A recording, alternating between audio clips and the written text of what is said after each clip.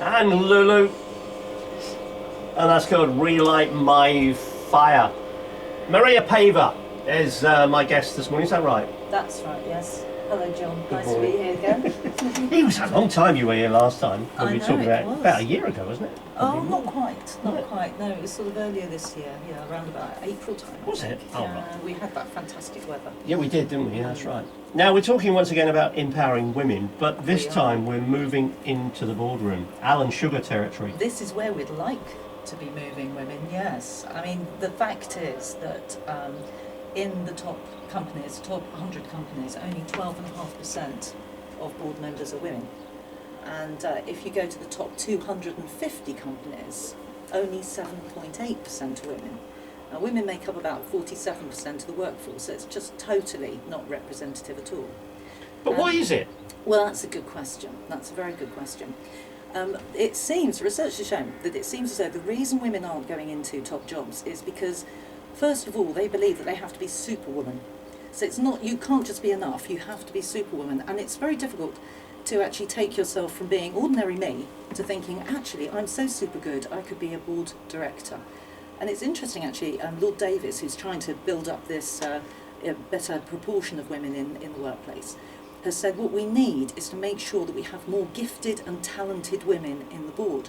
Well, I think that'd be great, but the fact is, how many men on the board are gifted and talented?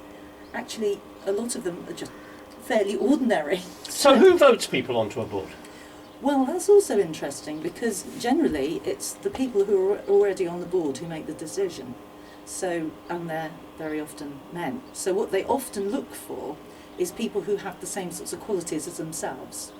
And I've got a lovely little story of a woman who was trying to get into a senior position, and she was told that she didn't get the job because she wasn't decisive enough. She wasn't good at decision making. And having spoken to her coach, it was discovered that what she had was a very consultative style. So she had a different style to the men. And what she did was, instead of going into the board and saying, what do you all think? She'd say, this is what I'm going to do, this is what do you think of that? So she changed her style slightly, and that got her the job.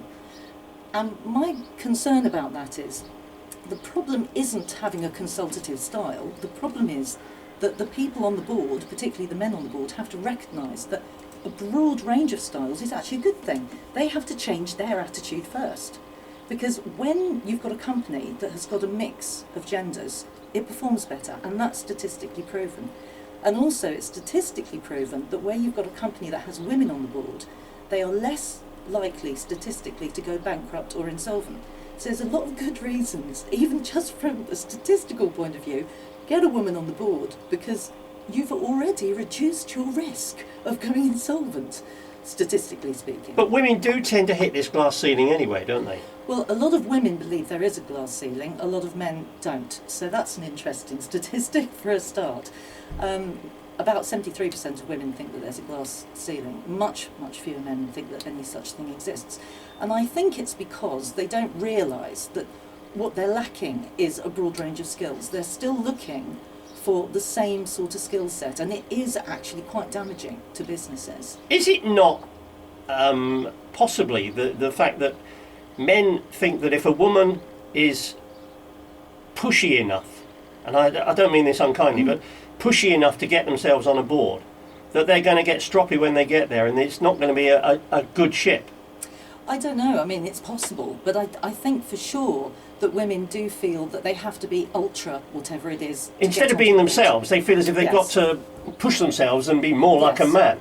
Yeah, and Whereas just get on with doing your job. I mean, it's really interesting. There's certain behaviours which are useful at some times, but not useful all the time, and we need to have a broad range of different behaviours. And I think it's not to say that women all have one type of behaviour and men all have another. Everybody has all of them.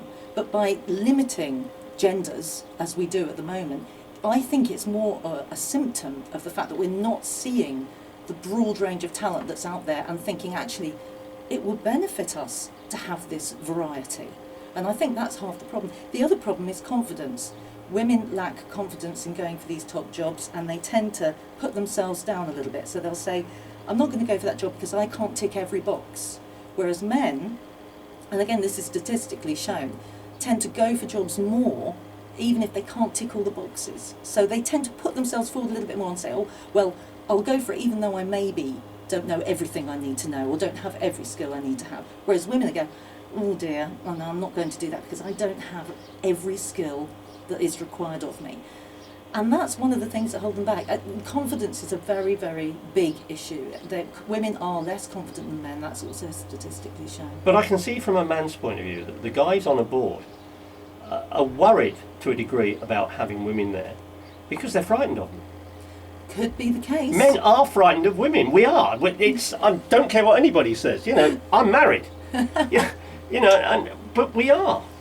Well, I would hate to make such a judgment, and I'm glad you've said that because perhaps that is part of the problem. I mean, I would love to see a little bit more openness in terms of thinking about the way that women may be able to contribute in business, and actually just trying to get rid a little bit of that old boys network that is still out there a bit. I mean, I do wonder, John, whether if we had a few more women on the boards of those banks, whether the decisions that were made would have been made, because it's proven that where you've got a woman on the board, decisions tend not to be made so quickly because women, and this is again fact, ask more searching questions before they allow decisions to be made.